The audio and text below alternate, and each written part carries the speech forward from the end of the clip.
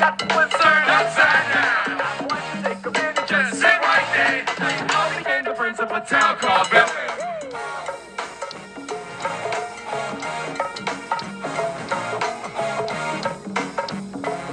Hey, where you from? West Philadelphia, born and raised.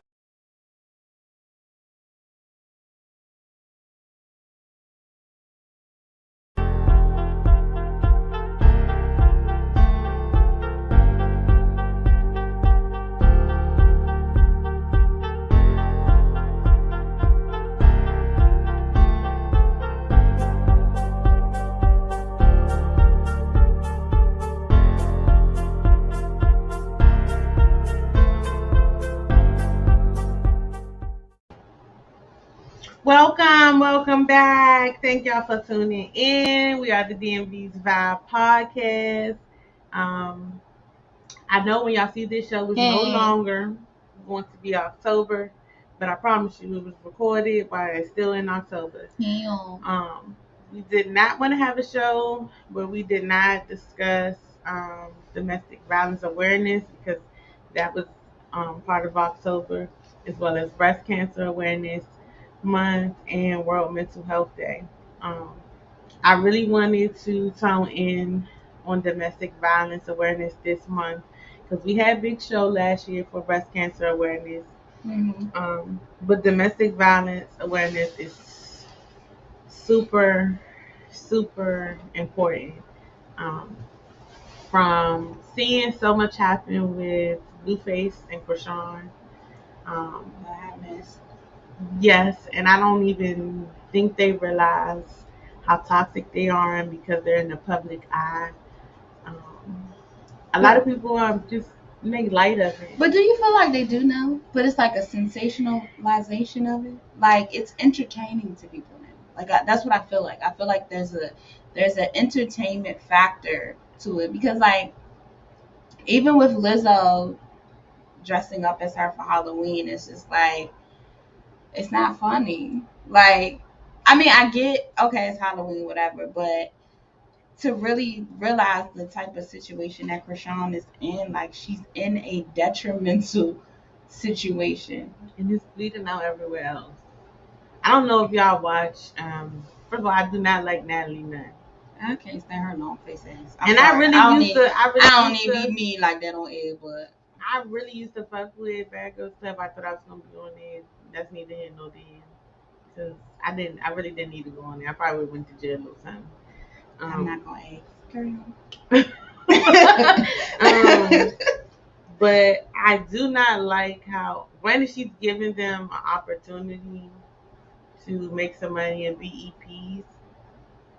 That show now is trash. All they do is fight. You don't really get to see nothing that they're doing. They don't look like they're happy. Like it's not. Because it's forced. When you're taking all these people with all those different personalities and you're taking people who, granted, they weren't on the same show, but you're still forcing all these personalities to be in a confined space.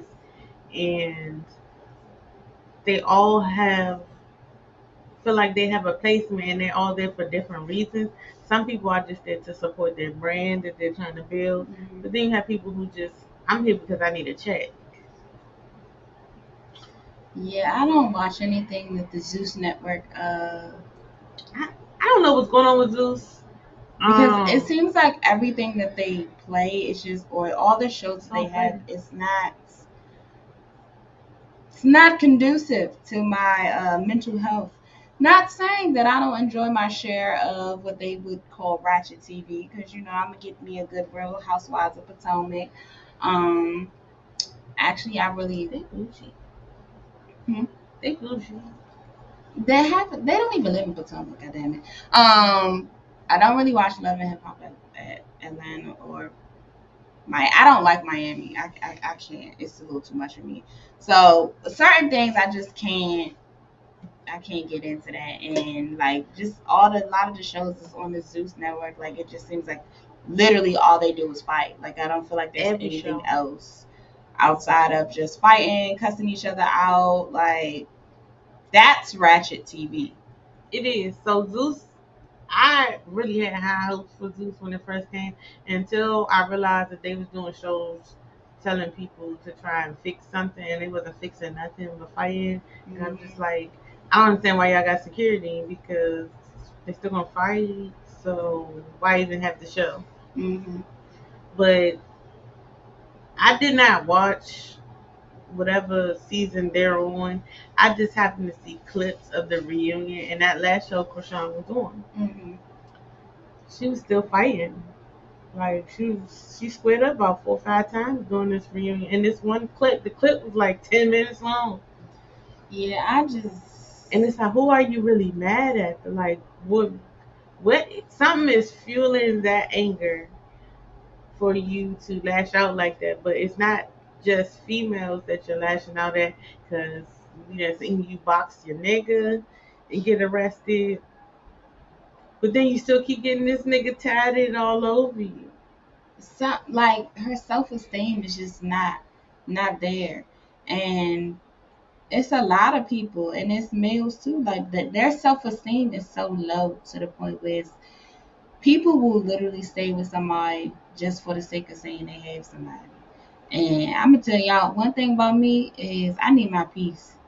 So when it comes down to you really starting to disturb my peace and my mental, I don't, man or not, love you to death or not, you gotta go. Like or if I start to feel like I'm coming out of my character, if I start acting like Krishan, y'all please knock me upside the head immediately. Okay, do not pass go. Do not collect $200. Knock me out, please.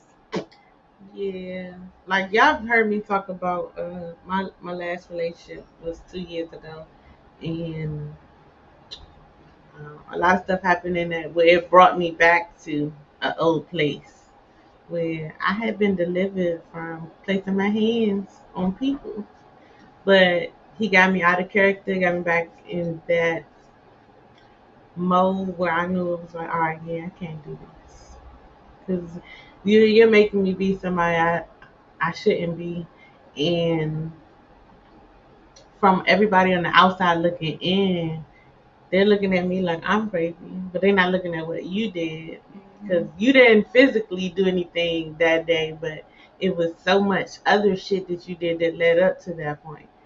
And so I was the one in the streets looking crazy. I mean, God bless you for not calling the police because I ain't need them type of problems, but it was not okay for me to do that. Um, I should have handled it differently. And so I did have to apologize to them. I didn't apologize for wanting to do it. I apologize because I should have handled it differently. I shouldn't even gave that energy. Mm-hmm. But you don't have to stay with. I don't care if you have kids with somebody. Don't let anybody physically harm you, mentally. Like if you are questioning if what somebody did to you is okay, 9 times out of 10, it was not okay. Mm-hmm. If you're scared to tell somebody else what took place, it was not okay. Um, I don't think people understand how serious it can get Mm-hmm. until it's too late. A lot of times, I don't know if y'all one of them people who watch like Snapped or the ID channel. Some of them people that got locked up for killing their spouses, they was being abused. That's why they have the burning bed syndrome, and it's something else that they have now because of that. Um, like people can only take but so much, and I think for my last relationship, without saying so much, because uh, ain't no hate there, ain't no beef there, but I got to the point where I started questioning myself as a partner, and but I knew that I wasn't doing nothing wrong, and it became mentally draining because I'm the type of person that take on other people's problems. So I started to take on everything else that he was dealing with and not thinking about myself. And I mean, it even got to the point where my brothers were like, "Yo, sis, what's up? Like, this not you."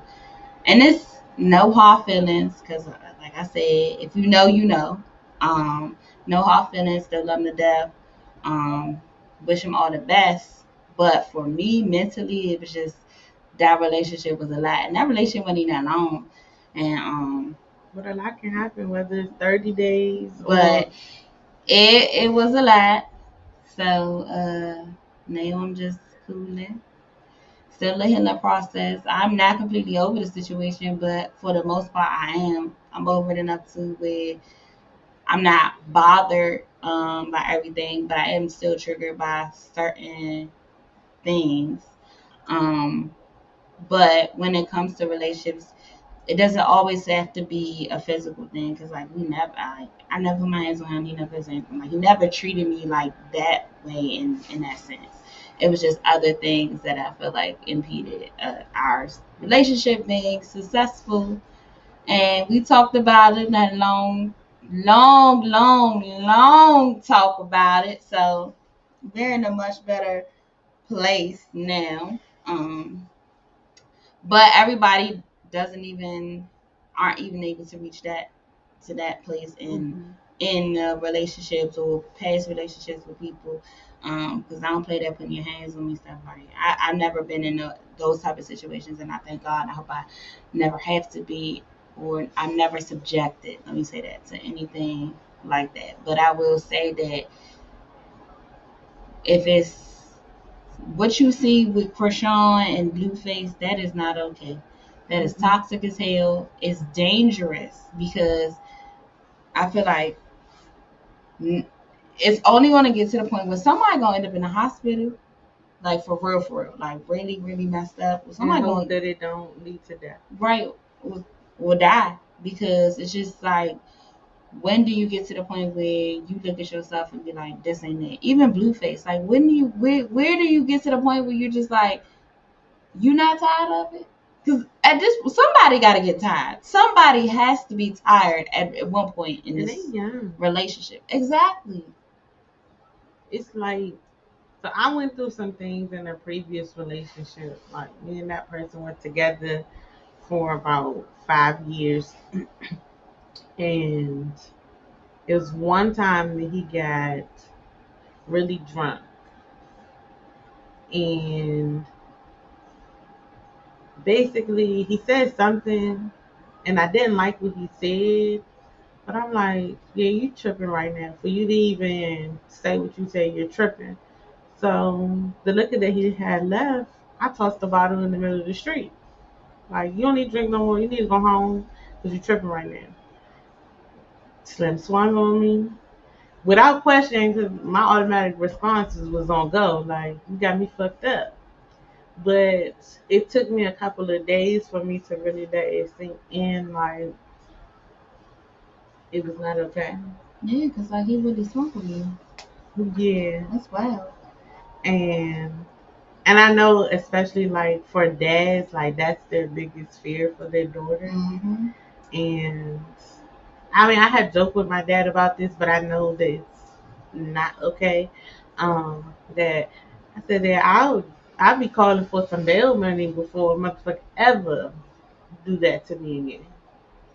Um, but you have to be so mindful of how people react to things, because everyone is not going to react the same way that you would.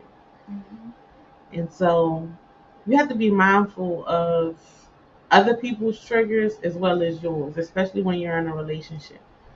Because something that may trigger Fearless may be nothing to me. You just be like, all right, whatever.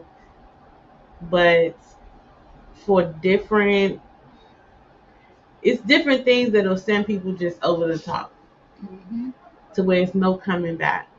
I know when I was younger, I was one of those people that if I have ever got into a fight out in public, it was not safe because I didn't know how to control that anger. And so I tell people, like, your partner can get like that too. Whether you want to believe that or not, if your partner has ever been violent with you at least once, then that means they have the capability of it going further. And it's probably not the first time that they've been violent towards anybody, period. So. Exactly. So it's very important to pay attention to that. I know a lot of times as females, we overlook some of those red flags. And don't get it twisted, because there are females who are just as aggressive and violent as men are. It can even, domestic violence is not always between two partners. It can be, between a male and a female. It can be two females, it can be two males. Um, you just need to be very aware of how someone is talking to you, as well as treating you. So that you, and then have a backup plan. Like once you getting into a space where you have started to recognize certain signs, you need to have a backup plan. I tell people this all the time.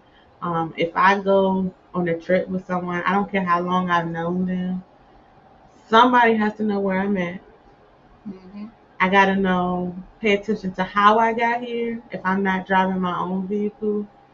And I have to learn the schematics of where we're staying at, because I always have to have an exit plan. Like, probably because I don't watch too much TV, but it's like it's better to be prepared than not prepared at all.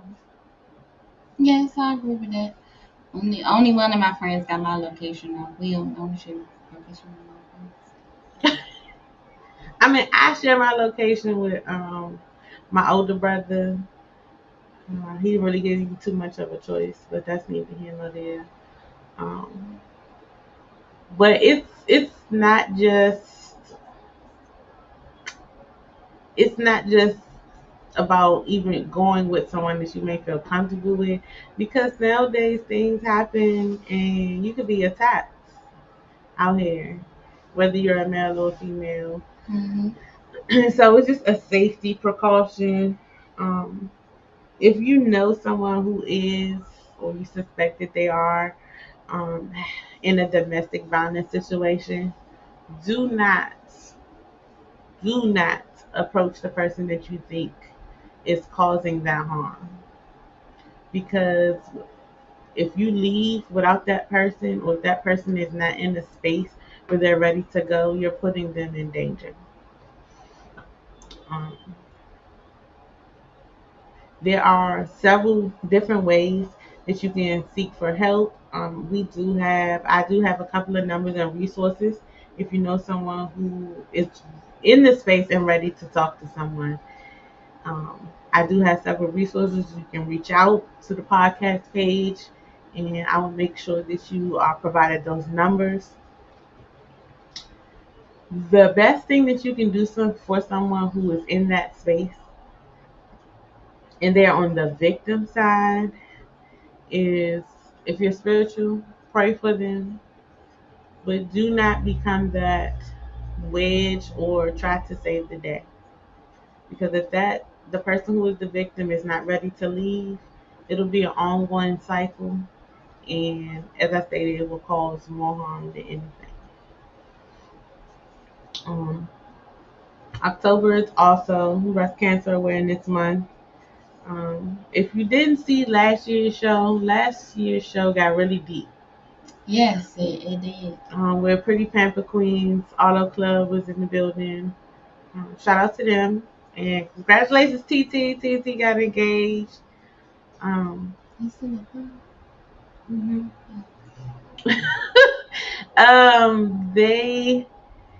They came through for that show. And shout out to Dominique for being open and vulnerable to that show, and transparent to her whole journey. She is a breast cancer survivor.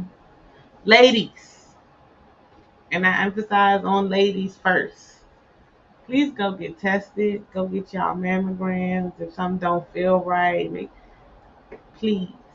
It is very important to get it checked out. Even if something just don't feel right to you, it might not even be like a whole real lump. Just make your appointment, go to your doctor and say something don't feel right. I'd rather be safe than sorry. The sooner you find out, the better plan that they can put in place to help you. And please don't think just because you are a certain age that you cannot have breast cancer. There are people that are our age that actually are survivors. And our age group, we have to be persistent because they really don't start checking women now until they're what's like 45. But there are, as you can see, cancer overall is happening in people younger and younger. And so there are women in their 20s and their 30s that are actually being diagnosed with breast cancer. I am hopefully, and I'm working on this, want to get tested for the BRCA gene because my grandmother had breast cancer. She was 35 when she had it. So I just want to be able to get tested. And plus, cancer. I've had several family members that have had cancer. Um, um, so I want to get the genetic testing done just to be on the safe side. So definitely, ladies, please touch your tatas. Okay, and people are always showing videos on how to do it, diagrams. You go in the doctor's office, they show you how to do it. So little pamphlet. Right, so definitely make sure that you take the time to check your breast once a month. They usually say if you're still on your cycle, check it when if that were your monthly check it around the time of your cycle. And you can do it, while you're in the shower or stand in the mirror and do it. But always pay attention to your boobs. Yeah, save the tatas. 1 out of 8 women in the United States receive a breast cancer diagnosis. And I want you to understand that not just women can get breast cancer. There are men that can get breast cancer. Um, they do have, I know specifically in the DC area, they have great support groups for people who have been diagnosed, as well as going through therapy, especially with your family, because your diagnosis is not just for you, it will affect your family as well. Mm-hmm. And so it is important to have them be of um, a part of the plan and the decision making, because some people decide that they do not want to deal with and go through treatment. They do not want to have surgery. So it is a lot. I did. One of my friends, one of their family members had it, and thankfully, she went through her treatments and had surgery, and so she is doing well now. But I know that was a scary time for them. Like, I stayed in contact with them throughout that whole process, and it can be overwhelming. It can be a lot. Not, as I stated, not just for the person who was diagnosed, but for the overall family, especially if it's someone who is like the rock of the family. Mm-hmm. And so it can be hard to hear, but once you hear those words, you have to still keep them open to listen to whoever that diagnosis was for, to be able to be present for doctor's appointments, because sometimes the person who received that news, they take it a lot harder than what they'll ever show you, and they may not fully be able to take in all the information from the doctors that they need. And so having a support system is really big for any diagnosis that is given. Um, I hope that I really think that they should change the way that it's set up, because you know how they say, like, once you are sexually active, then you should go to your OBGYN once a year, at least once a year. I think that it should be like, once you are developed up here, you should be able to get because checked teenagers. I had one of my best friends in college. She actually had cysts in her breast in her teenage years. So, because we have to remember, like, that's fatty tissue, and at this point, we don't know why these things happen to us. We don't know why things form in our body. But when it comes to those type of things, I think we should get checked, and I think we need to stop assuming that everything is only happening in older people or a certain age group, because now it doesn't. As we can see, cancer affects anybody at any age. So we definitely need to revamp that, but also revamp the healthcare system. But that's a whole nother conversation for a whole nother day, because the healthcare system in America can really kiss the bottom of my ass. Yes, disrespectfully. It is very expensive Mm-hmm. for healthcare here. But the one thing I will say is, while they should be finding a diagnosis, the one thing that they have advanced is technology and how they do this, how they do screenings now, the quality of pictures that they can take during those screenings. Um, it's supposed to give us comfort, but I know sometimes people are more scared of going to get the test than scared of knowing what's going on with them. Like, please don't let that be you. As we talk all the time, your physical health is just as important as your mental health, and they actually go hand in hand. So, like, you will have to work on both. And just because you get diagnosed, it does not mean that it is a death sentence.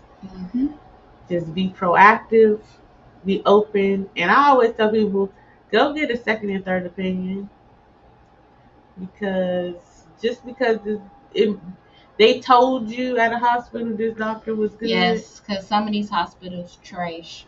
I've experienced having to go to several doctors in order to be like, okay, I heard what he said, but this is the first time I'm hearing it, so I just want to double check and make sure that everything was good.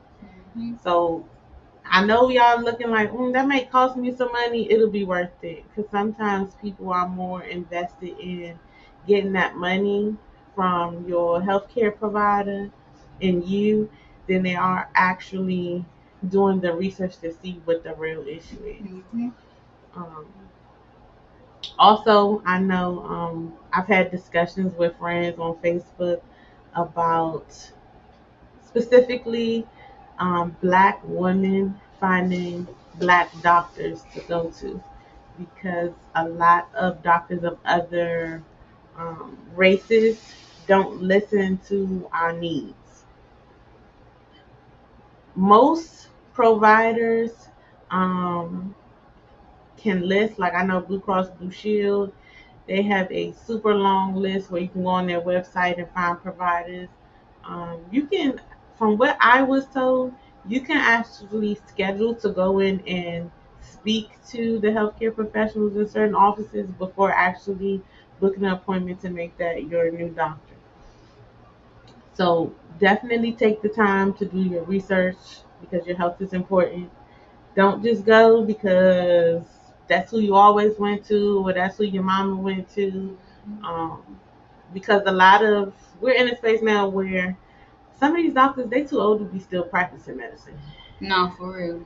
And they have these mindsets of, well, this is what I always did. And it's like, we're in a different time and age now. If you're not going to listen to me and my needs, then what am I paying you for? Because y'all get paid a lot of money just to, and then tell me that I need to go get some medicine, or I need to go and do this here. I don't want it to be all about a check. That's what it's about for a lot of them. So just take your time. Be patient. Don't get frustrated. Trial and error. The same way us Black women be going to try all these different hair products, try different doctors. But definitely make sure that you take as we stated, your health seriously. Get tested. Like I said, it ties into that mental health. World Mental Health Day was October the 10th. Y'all know we talk about mental health every show. We're going to talk about it. Yep. I don't care if y'all get mad, get sick and tired of it. We're going to talk about it. Because your mental health is only going to be a priority for you, not for anyone else. Make sure that you take it seriously. Have your me time. Do whatever you need to do to be in the mindfulness moments. That's like taking time to like breathe, or finding moments where it's just like, all right, hold on, let's reset. I think that's really, really important, especially throughout the day, especially with work. Um, COVID really, really is still affecting a lot of people, whether it's physically, mentally, emotionally, socially, like all these things is people are still affected, whether we want to believe it or not. So definitely with your mental health, you definitely have to take those moments to really to focus on yourself. Like Pink said, like your mental health is not going to be important to anybody else but you. And if your mental health or your mental isn't where it should be, then you can't show up for everybody else. You can't be there for everybody else because you can't be there for yourself.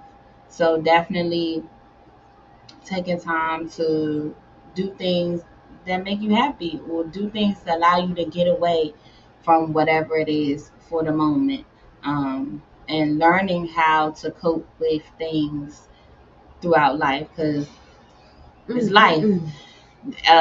We all got the same 24 hours in a day, and so many different things can happen. So you have to learn how to cope with things, and always remember that it's okay to feel how you feel. Just don't stay in that state, especially if it's a negative state of mind. And be open minded when it comes to mental health. Please don't think going to see a therapist or a psychologist or a psychiatrist means that you are crazy. Um, Black folk, please get that out of your head, okay? Um, Therapy is great. I really can't wait to go back to therapy. Therapy is allows you to talk to someone that does not have a bias when it comes to you. That was one of the main reasons I personally went to therapy because I got tired of people telling me what they think I'm going to do or what they think I'm going to how I'm going to react based on because they feel like they know me. So going to therapy allowed me to talk to this person who don't know me from a can of paint and unpack certain things. So I definitely plan to go back to therapy because y'all nieces and nephews is driving me crazy on top of everybody else. Therapy was very. So I used to be one of those people who was very against it because um, my parents tried to take me to therapy when I was a teenager, and it wasn't a regular therapist. It was a church-based therapy. I'm not against getting, spiritual help. Don't think that. I just think for the reason why he took me, it should not have been take me to church because I didn't feel comfortable. I felt like it was going to be biased because of how involved my dad was with that church. I just felt like, if I tell you, all you're going to do is go back and tell my dad, and that's not how it's supposed to work. Don't get me started. So I was very against it until my late 20s and after having several different experiences. And while my own personal therapy that I used to do used to be poetry, is how I would release it. It got to a point where it wasn't helping anymore, where I was stagnant. I didn't want to write anything else on paper. I didn't want to be an emotional person. I didn't want to be angry anymore. So going to therapy helped me learn how to use some of the things that I had already started using, but in a way that would actually be helpful. Learning how to address each feeling and address why I'm having this feeling, what made me be in this space, what can I do to get me out of this space. It was a lot of holding myself accountable and figuring out what other ways that I can maybe sometimes it involves people that you can't get away from, so you have to figure out how to deal with them. And because you're so deep in it, you feel like there's no other choices. But like Phyllis said, they have an unbiased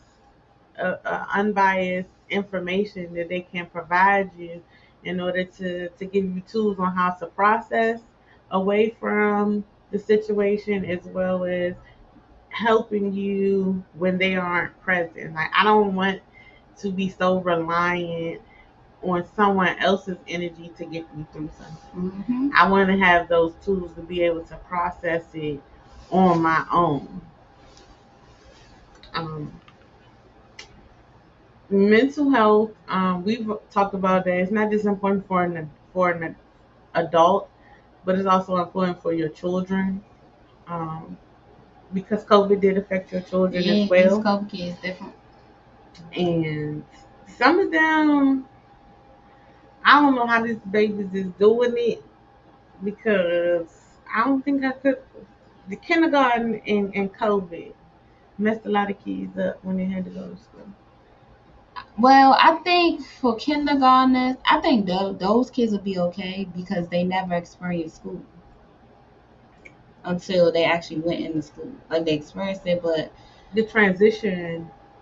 But I feel like the ones that were in school, they weren't taken out of school, and now they're back in school. Like the middle schoolers that I had, I really had to remember that, especially the 7th graders, a lot of them spent 5th and 6th at home. 6th graders too, they spent 3rd and 4th at home. Because DC is different. Well, actually, a lot of schools is different now. Because I went to middle school in the 7th grade. You didn't have 6th grade in middle school, but you do now.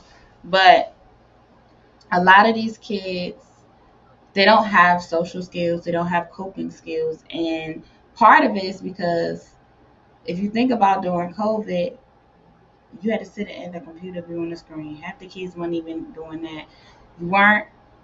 It wasn't like you had to be social per se, because some school districts only asked that the kid logged on. They didn't care if the child did work or anything. Still passed the child, and now y'all want me to do something with these kids when I'm still having to teach fundamental foundational skills that they don't have for the grade level they're on. But that's a whole nother conversation for a whole nother day. But these kids really need to learn how to cope, because these kids don't know how to respond when you tell them no. You have to think about when these kids was at home with y'all for a year, if they got on your nerves when you told them no, and they started acting up, you would send them to their room, and they could go sit in their room. But in their room, it's a phone in there, it's an iPad, it's a TV, so they have all these things to do to calm them down, and then they could come back out in the room. You can't do that in the classroom. And so I'm seeing that these kids have a hard time with telling them no, shut things down, anything involving electronics. Like, it's just a lot. And they have no social skills. And it drives them crazy. No social skills, no manners. Like, and that's all about. And the mental health part of that is just like, they don't know how to cope with certain things, certain situations. Like, they don't know how to make friends.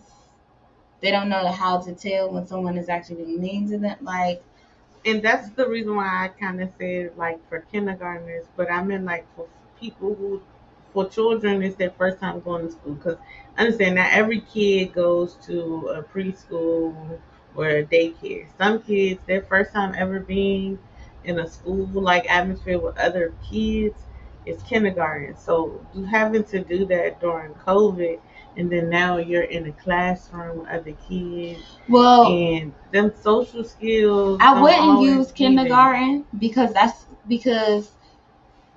kindergartners are good. They're going to learn those social skills. Like, when they first come in. That's why it's hard for them, because they would have circle time and all that other stuff. So I wouldn't necessarily use the kindergartners per se, because they didn't have those skills in the first place. So they still will have the opportunity to learn those in elementary school. But when we've gotten to those who, because even in the intermediate elementary, there are still certain academic skills that they were supposed to get that they don't have, and now they're in 8th grade, and I gotta figure that out. But that's a whole nother story for a whole nother day.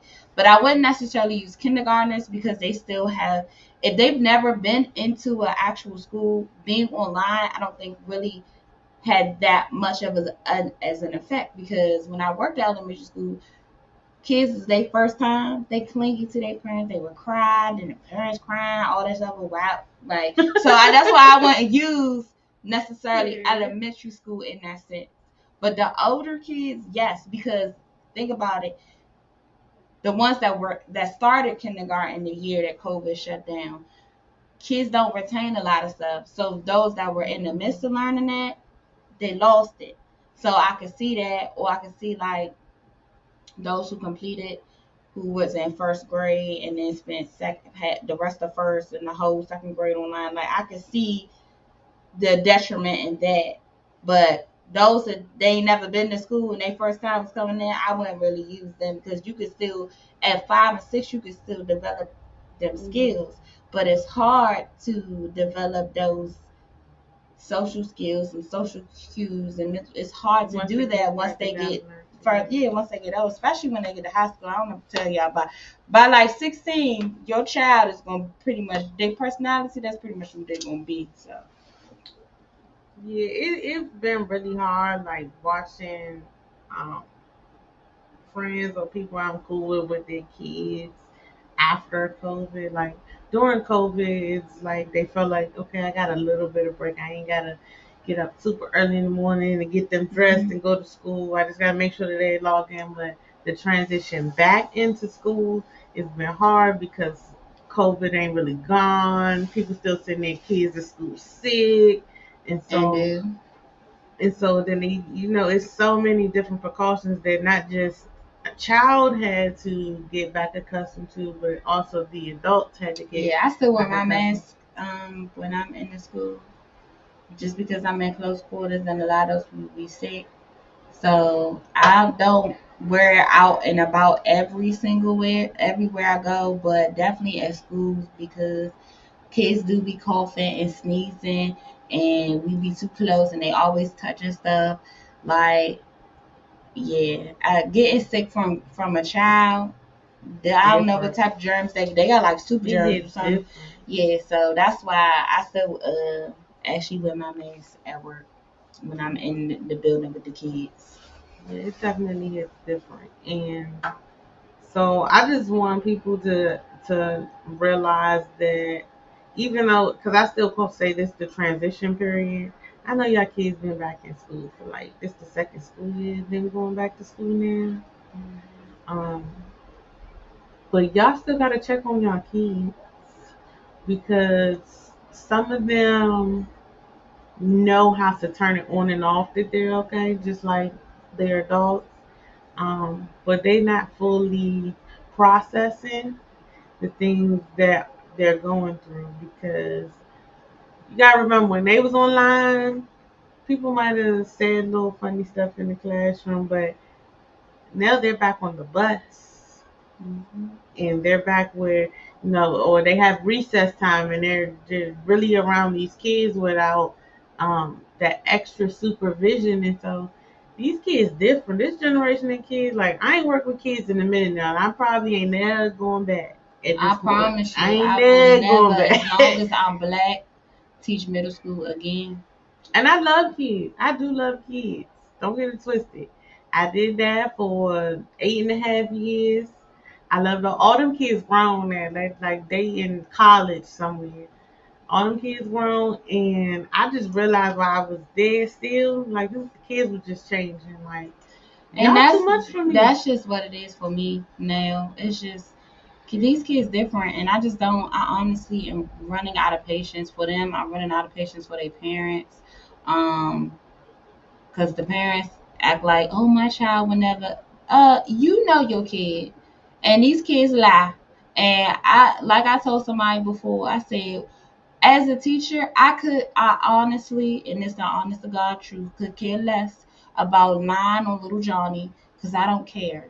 Okay, I'm not going out of my way to make up lies about what your child did. It's never that deep, because I don't care that much. Because when I leave my job every day at 3:45, I leave. But see, this is, so I know people didn't like me when I said this the last time. If you were involved with your kids' overall learning and you got to actually be around the teacher, you would know that the teachers don't be lying. That part. And I have great, like the students that I had this year, I have great relationships with pretty much all my parents except for my mom, but whatever. But I have great relationships with them. So they know they kids. When I call them and or text them and let them know what's going on, okay, yeah, I know we'll address. It's not, oh my God, what did you What did you say? What did you do? What did you say to them? That You must have did makes your something. job harder. Like, yeah, that's why I gotta go, because y'all not gonna sit up here and try to make it look like I'm triggering y'all kids or whatever. Child, bye. I got better things to worry about. And you see, you in the city. I was in PG County. I did PG County didn't give two fucks. I worked in PG County. I worked in Fairfax in a non-public. Like, at this point, it's the same way across the board, whether they black, white, Hispanic, whatever. It's parents the same way across all. I don't work with white ED kids. I don't work with Hispanic ED kids. I don't work with black ED kids. I don't work with every race of child I could probably think of. And there are parents in every whatever. They're no different. They literally, their parenting styles may be different, but it's always gonna be a few parents that's going, they never believe that their child would do such things, and it's always the adult's fault. And at the end of the day, I ain't telling nobody how to parent their kid, but you setting your child up for failure. That's why a lot of them can't even do stuff independently now, because, and I've seen this, and even in conversation with adults who have teenagers that work with them in business or whatever, like they gotta call their mama or they get mad or like, But that's a whole nother conversation for a whole nother day. But take care of the children's mental health. If your child needs some help, get them some help. They need to go see a therapist. Let them go to see a therapist. Most schools have social workers. They have therapists that can help them. They have counselors. Tell them that it's okay to not be okay and reach out. And also, parents, make them feel comfortable with being able to tell you that they need it, because sometimes, I ain't nothing wrong with you, just go to bed, or ain't nothing wrong. No, it really is something wrong, but how you carry it and make it seem like you don't care, then that's how they end up never saying anything. You definitely got to create that space. We talk about it a lot when it comes to like our friend groups, especially with our male friends, is creating a space where they feel comfortable to discuss certain things, because the world is not going to let, especially black men and men in general, feel comfortable expressing themselves in certain ways, because it's a thing that we had to unlearn from generations. Is you don't got to carry all that weight on your back by yourself. You don't have to act like something never bothered you. Please find somebody, one person, at least one, that you can fully trust, that whatever I say or whatever we discuss stays right here, unless you are detrimental to your own health. Right. And I will say this, especially with the relationship aspect of being a safe place. Ladies, I've said this before, and I'm gonna say this again. Stop allowing that man to open up to you, and then you turn around and throw it back up in his face in an argument. You allowed that man to be vulnerable, and then you took his vulnerability and you slapped him in the face with it. Please stop doing that. Men have done the same thing to women as well, but we do it a lot more often to men, and this is why men don't feel comfortable opening up to us, talking to us, letting us know what's going on. I will say that in my last relationship, I was his safe space, and I will never throw up in his face stuff that we discuss, our real deep conversations. I would never do that. I would never put that on blast. And what makes it hard is, as a female who doesn't do that, men are surprised, for one, or two, they hold back so much. They hold back because of the previous relationships, and sometimes their mama do that to them too. So mama, stop doing that to your sons. Yeah. So then when they do meet somebody who is really genuine, it's a lot harder on us because we the type of people, we not gonna throw nothing back up in your face. I'm not like that with any of my friends. So that's why also my friend group is one of them, because there have been people that I've allowed myself to be vulnerable with, and then you turn around and you flip it on me, or you use it to try to throw it back up in my face. So now not only am I ready to fight you, but now I'm hurt because I opened up to you thinking that you cared, and then you turn around and use it as a manipulating tool against me. So we really have to create a safe space. I tell my students that, and I work with a lot of young Black men, and so I even tell like my male students that cry, please cry. Crying is good. Crying is a release. Crying helps you get it out. Cry. We ain't saying cry all day though. Yeah, you know what I'm saying? I ain't saying cry all day. I know. I cry when I'm frustrated or when I'm mad. If I'm mad to the point that I'm crying, just know that at this point in my life, I really want to commit violence against you. But I'm really over here trying to keep it together, and I like my good government job. So, yeah. But please allow people to be emotional. Allow young men to be emotional and to cry, because it's okay. Crying, honestly, I feel like crying is not a sign of weakness. It takes a strong person to cry. Now, unless you just crying all day, every day, then I'm going to be like, okay, we got to figure something out. But usually a lot of people, when they do get to the point where they're crying, it's because they frustrated, stuff built up or whatever. So it's a release. You release it, and then you let it go, and you move on. Excuse me, but it's just remember that it's okay to cry, and I cry too. Guys. Yeah, okay. I do. I cry if I'm frustrated. Once I reach a certain level of anger, and sometimes I'm just having an off day, and so I gotta cry. Then I gotta listen to music.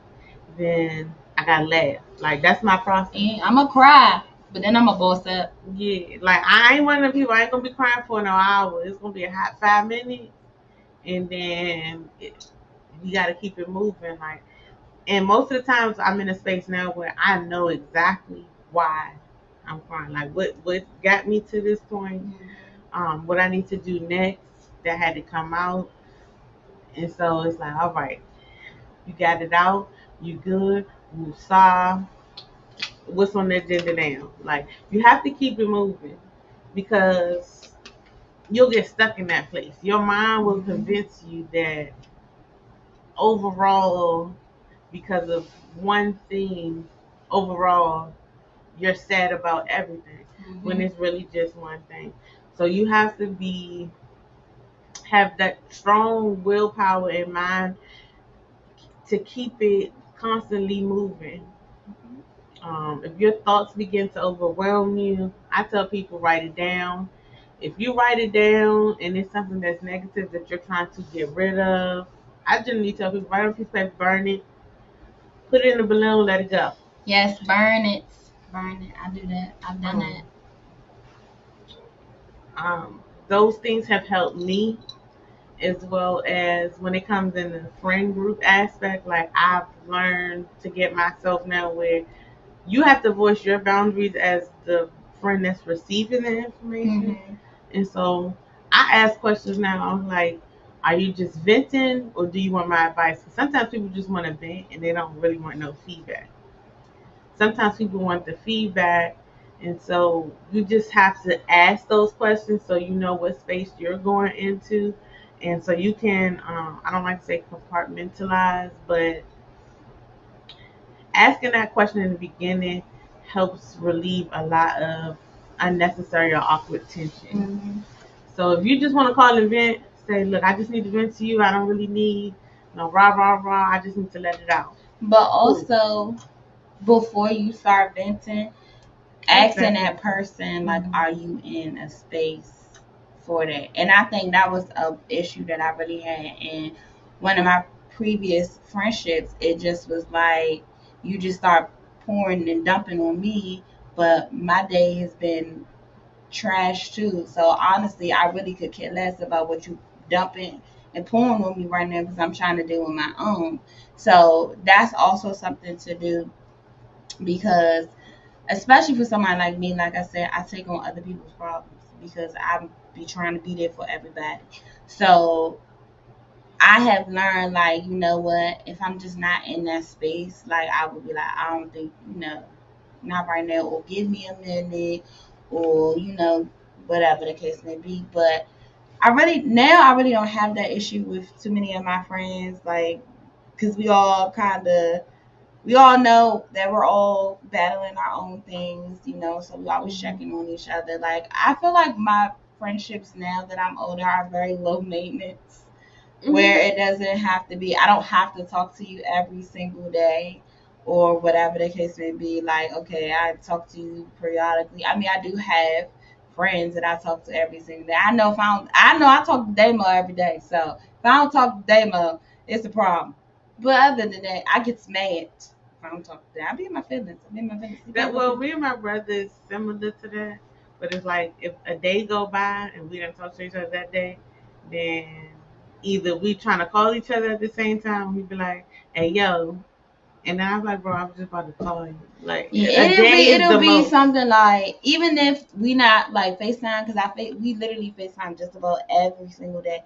But even if it's not a FaceTime, it's still like a text or some correspondent that we somehow, some way we talk to each other. But I just feel like a lot of my friends, like, we all have our own things, so our friendships are very low maintenance. Like, one of my closest friends lives in Florida. He moved to Florida like 2-3 years ago, but we ain't missed a beat. And we just talked about yesterday how low maintenance our friendship is. It's super low maintenance. Like, we check on each other, we talk to each other, we get a good kiki, and because one thing we gonna do, we gonna laugh. So get a good little kiki, and then it is what it is. So definitely that low maintenance friendship. Like, I didn't really understand it, I said, like 10 years ago, but now, like, I get it. Like, I'm probably the only person left in the friend circle outside of you that don't have no kids, and so everybody else got kids, or they're married, and so it's like, I get it. Do your thing. I ain't even mad at you because in my job I gotta talk all day, so sometimes I don't even feel like talking. Maybe next time. I talk to little people all day. Well, not little, because they think they're grown. But yeah, and I definitely feel that, like, it's been. This is how I know that it's just been chaotic. It's been times I come home and I'm sitting in complete silence, like, no TV on, nothing, just sitting, or I never drive off work without blasting music, so that's never gonna change. Music, and it's gotta be something that make me laugh. So it might be music and TikTok, it might be music and Instagram, it might just be music. Yeah. But yeah, I have a lot of times where I haven't turned the TV on for days. I'm gonna turn TV on because I won't turn TV on for days. I hear music though. But I go to sleep to SpongeBob every night. Don't judge me, but that's just, is that or the Golden Girls? But that's just like my way to, like, decompress from the day. And, like, my kids laugh at me because I'm like, I really watch SpongeBob because y'all be stressing me out. And I watch the news. So after watching the news and learning about all the craziness in the world, I just find a way to decompress, and that's how I decompress with cartoons. So you said a key word, decompress. I think that's important for anyone to do, no matter what age level you're at. Decompressing from your day, learning how to kind of like separate those things. Like, that's kind of a small thing that I miss about being in an office every day, because I can leave work at work and home at home. When you telework, you can't do that because you're already home. See that. So I spend a lot of time just sitting in my car. Like I probably burn so much damn gas sitting in my car once it's cold and using that as decompression. But I definitely understand that because I think that's another thing that really has me leaning towards removing myself from education because COVID. Okay, first of all, education period, people don't have boundaries. Don't call me or text me after 3:30, 3:45 about what's going on at work because I promise you I don't give a fuck. I promise you. Unless the kid is like hurting or something or they end up in the hospital and it's like, oh, so what's up? All right, cool. But then after that, it's like it ain't but so much I can do as the teacher or the whatever. But COVID, really, there were no boundaries in education because now not only are we working at home, which most educators do, but now y'all in our homes because now we sitting on camera. Like it's just for me, I trying to create that work home balance. It's hard to do in education because people really just don't understand boundaries. Like, don't send me no emails at 10 o'clock at night because I promise you, I'm not checking my email till I get in the building and open my laptop up. But you got people, I literally ask my coworkers, I say, y'all be checking y'all emails before y'all in the morning? Like, the first thing y'all get up no. When I get up in the morning, I'm hitting snooze 3 times first of all before I get up. I'm not even a morning person, so it's just stressful. So it's just like it's that boundary part, and so what irritates me, and this has happened throughout my whole entire scholastic career. I'm not gonna say not too much in elementary with PG County, but in my latter years, like the gym is literally my happy place. So when you're calling my phone at 4:30, when I got off an hour ago to ask me about some grades and some progress reports, I'm ready to not only swing on everything in the gym, but now I'm ready to drive back to work and smack the shit out you because why are you calling my phone? And y'all probably like, oh, that's super aggressive. No, because don't call me after work hours. And what they say on what was that? That wasn't a temptation. It was my office hours off. Exactly, and you really have to be like it's certain coworkers that I'm developed friendships with them outside of work.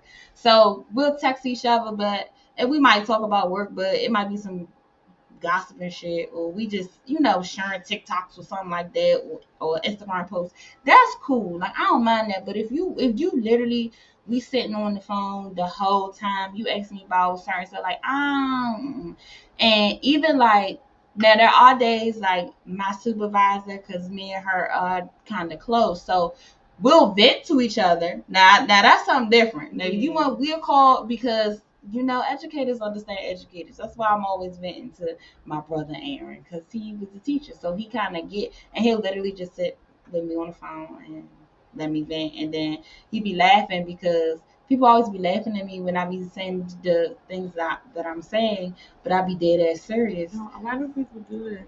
Yeah, because I made a joke about a roach rodeo, right? But I was venting about roaches, and I was saying my frustration about the roaches, but he laughed, and that was the running joke for the rest of the conversation. So I know I was serious, and then I don't like it because like if I'm talking like this and I'm saying something, that means I'm serious, and you gonna know if I do. But all my friends are like that. Everybody be laughing at me, and everything is like it's funny because we know you did that serious. That's why. We be laughing. So that was the only person that happened to. No, y'all be laughing at the wrong time. I'm dead ass right now. But now for y'all, definitely let me reel it back in. Definitely decompress though. Like we all need that. You need to find a way every day to decompress from your day. Like it's even got to the point now. Like when I come home, like my parents might ask me, "Hey, good evening. Give me a minute. Hey, I just walked in. I got 4 bags on me. Hey, how you doing? Good evening. How was your day? Like, give me that. Don't come in the house and start asking me 50, 11,000 questions. Just hey, how you doing? So, and that's another way also to create those boundaries with that, because again, some people take it personal. It ain't nothing personal. It's just like I literally just walked in the door. Give me a minute. Let me decompress. Let me go put my lunchbox down. Let me go put my gym bag down. Like, give me a moment to decompress from the day. And you gotta allow your kids to do that. I actually told my students, because I said, when I used to get, before I started getting involved in extracurricular activities, when I used to come home from school, get off the bus, I literally used to go, give me a bowl of cereal and watch a Disney movie. I did that every day. It was either Beauty and the Beast, The Little Mermaid, or Sleeping Beauty, or Cinderella, something, all the princess movies. But that was my way to come home, decompress, eat my little bowl of cereal, and then I did my homework. But I got a chance to just come in, be a kid for the moment that's not sitting in the classroom, and then let my brain relax, let my brain chill out, and then I got to work. So everybody, whether from the smallest kid to the oldest person, we all need to decompress when you're transitioning throughout your day. Like, even sometimes after my first 2 periods, sometimes I take a moment, like, I got teacher bladder, so I can go pee and all, like, but it's giving me a chance to decompress from my morning classes to kind of, all right, get myself together to do whatever I need to do and prepare for my last class of the day. But you need that. You need those moments, and we need to create those moments for ourselves and for anybody else. Because it's not just for separating work from home. It's anything. Even if it's a day off for me, if I have things that I have to do, once I finish doing those things, I gotta decompress, because my mind sometimes be going 100 miles per hour, thinking about everything else I may need to do.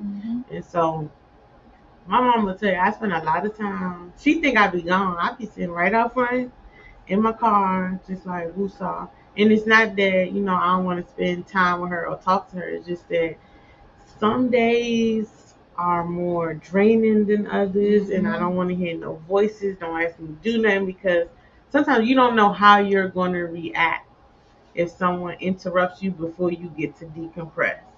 So it's like, just let me woosah for a minute. Now, I do got to work on how much time I be decompressed, because sometimes my 30 minutes be turned into, damn, I've been sitting here for 3 hours trying to decompress. And it's just, sometimes your thoughts can take over that time. And that's how I know I really need to go on a vacation. Because my decompression time goes 0 to 100 real quick. And that's why, like, when people laugh, but like when I went to Altoona over the summer, I promise y'all I did nothing but eat and drink, because there was nothing to do there. But I wasn't at home. I wasn't running back and forth to the hospital. I wasn't having somebody calling me asking me to do this.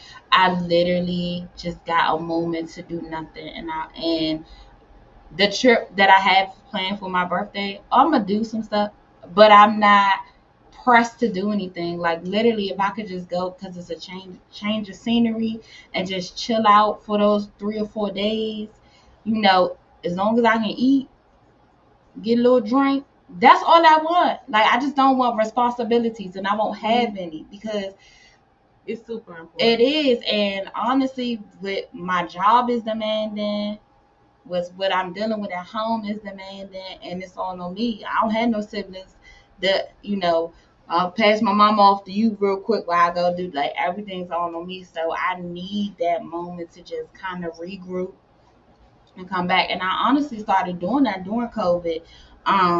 When we kind of opened back up, I would go get hotel rooms and duck off by myself and stuff like that. And even though I would be like maybe 45 minutes from my house, but it was just a different change of scenery, and I would really be by myself. And it's just that moment, you by yourself, nobody blowing your phone up, nobody asking you 11 questions. I'm gonna have to try that. Like, because I never thought of it. For me, it was always, I gotta get far away. No, girl. And when I say far away, I got my little duck off spot. I ain't gonna tell y'all. It gotta be an hour or better for me. My little duck off spot 30 45 minutes. It's actually like 20 minutes. But 30 to 45 minutes. And I would get my food. I'll give me a bottle of wine or whatever, and I literally would just relax. And like, I think during that time period, I was rewriting my books. I wrote my book. We wrote some. Y'all, we can't wait for this book. I know, y'all. I know. I got a plan. It's coming soon. It's coming sooner than y'all think. I actually rewrote goals. Like I really just decompressed. I was just like, I can't do this. Book me a room, and I was gone for the whole weekend. And I only came out to get something to eat. That's a really good idea. Like, I'm really gonna have to incorporate that, because for me, when I feel like I need a break or need to get away, I always want to go so far. Yeah, like people really be wanting to go far, but you really can. But I think it may work. You just gotta go where you know you're not gonna run into nobody. So where I duck off at, I ain't gonna tell you. I gotta go for. You don't gotta go that far. Well, where I duck off at, I'm gonna have to go. I'm not gonna run into it's gonna be rare. If I really was to run into somebody, and I'm like, damn, what you doing here? But it's really, really rare. I've never ran it. I've done it a couple times. One time I went north. The other time I went further south. I was still in Maryland. I just was in different cities in Maryland. I'm gonna just have to go in random. Not in Prince George's County. Let me just say that. But yeah, but I didn't run into nobody. Well, first of all, I barely moved my car. I literally went to go eat. I would go to get food and come back and just sit in my room and mind my business. And I was so happy. So happy. That would help a lot. So my goal for 2022 was to go on the trip, go somewhere at least once a month. Even if like 1 month it was still in Maryland and the other month it was out of state. Yeah, so that didn't happen for me. I think the last road trip I went on was in May when I went to Charlotte. I'm doing a couple of good trips. I was really sad I couldn't go with y'all. Yeah, Altoona was fun. I just wanted to go. So if y'all don't know by now, like I'm really I'll drive where we going person. Like, where we going? I have no problem driving nowhere. I was driving an hour. Pick me up. 2 hours. I didn't drove all the way to Atlanta and back by myself, and just me driving. So like, I'm really that driver. Pick me up. As long as I got that music, I'm good. Even though I drove to Altoona, but that was like an hour and a half. Yeah, that's not a bad drive. Yeah. I was like, that trip was at a time I really needed it, but I had to be a sibling because my brother had a baby shower. Oh yeah. And so, my niece is here now, y'all. The baby's here. Congrats, auntie. Yeah, got another one coming. I've been told I have one coming in April. Another niece coming in April. Please don't let that baby be an Aries. And this one, I mean, I don't care if they my kids. They got their parents. They can go stay with their parents. I'm just the auntie. You call me if you're in trouble, and I can save you. If you need me to come pick you up, I'm that auntie. We can go and hang out and do stuff together. But if your parent already told you no, then don't come. I can't save you. I just ease it a little bit. But we just wanted to address all of these issues where some of them are physical and health issues. Some of them are mental. Just take all of it very, very serious. Make sure that you are taking care of yourself, because while people surrounding you do love you, I promise you they are always going to take care of their personal things and their personal and mental health first before they try to put yours first, which is okay, because that's what we should do. That our happiness is our responsibility, and if we're having an off day, we have to solve that. We cannot be reliant on other people. Y'all know we always close our show out with words of wisdom. You go first. I can go first. All I'm going to say is, because again we put a lot of emphasis on your overall health, But definitely mental health is definitely important. But definitely find time to decompress. Find something that you like to do, or find a way to decompress. And decompress doesn't have to be like you gotta take a drive or you go to the gym every day or whatever. Decompress could be just sitting in your car, think about your day, or taking a shower, just relaxing. Because sometimes that's how I do. I do my best thinking when I'm working out, doing cardio, and taking a shower. That's when I do my best thinking. So even when I'm in the shower, I'm decompressing because I'm running through my day, running through how things went, just thinking about, okay, maybe I could have did this better, stuff like that. But I'm decompressing because I'm allowing myself to go through my day and figure out a better way for it to be better tomorrow.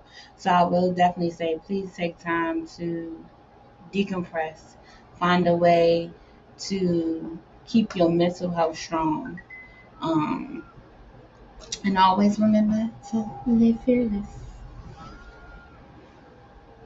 Okay, so as we talked about we talked about breast cancer awareness, domestic violence, and World Mental Health Day. As we stated, all of those things tie together because your mental health can affect your physical, and your physical health can affect your mental. Find things to help you make them work together for you. What works for someone else may not work for you. So it's okay if you have to do trial and error for several different things to get the result that you want. Just make sure that you understand that it is your responsibility to take care of you and not anyone else's, unless you're a child. But you still need to make sure that you are voicing your boundaries, voicing your needs to your tribe or whoever is around you, whether it be family or friends. Sometimes you have to set those healthy boundaries so that people around you don't um, don't intervene in the time thinking that they're trying to come help you when you're just taking a little bit of me time. So we will see y'all very soon. Yes, soon. And make sure that y'all stay tuned for all the events that we have coming up. I'm going to drop some dates for some pop-ups. Because let me tell y'all, I didn't tell y'all because I didn't really do a good review on the page. But Poppin' Potato is bomb as shit. Shout out to Sethnisha and her husband. I've had a chance to order from her twice. And I almost cried when I missed the pop-up shop one day. But Poppin' Potato is bomb as shit. Like, please make sure that y'all catch her. I know that she's going to be at a pop-up shop. I think that's November the 5th is her next pop-up shop. So I'm going to post that and share it. Of course, you follow us on social media. And make sure y'all like, share, and subscribe on our YouTube page. Please. And we will see y'all later.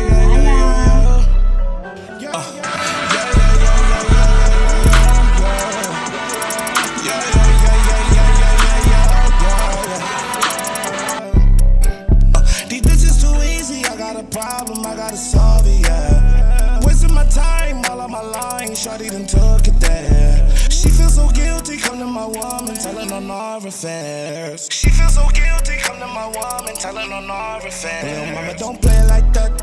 She got my aim with the gat. She by the cast of De Niro. That's all she needs, all she needs, all she needs. These bitches too easy, I got a problem, I gotta solve it, yeah. These bitches too easy, I got a problem, I gotta solve it, yeah. I was up in the party, shot it was iron, so bold and so cold. Pussy wet fishbowl, hit it once, won't more. These bitches too easy, I gotta slow it down. Day and night, I'm going round and round. She love me more when she touched down. She fuck me just like the camera's on. She fuck me just like no manners. She can make 1,000 days go good. Got some class, but she from the hood. Don't get it twisted, I got an addiction, but my situation be lit. That pussy got Adderall withdrawals. Told her to pull up on me, no trial, yeah. These bitches too easy, I got a problem, I gotta solve it, yeah. Wasting my time all on my line, shawty done took it there. She feels so guilty.